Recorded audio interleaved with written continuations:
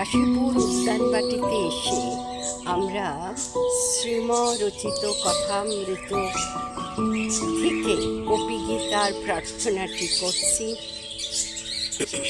তব কথামৃতং তপ্ত জীবনং কবিভিরিরিতং কল্মষাপহং শ্রবণমঙ্গলম শ্রীমদাততং ভুবি গৃণন্তি যে ভূরিদা জনাঃ।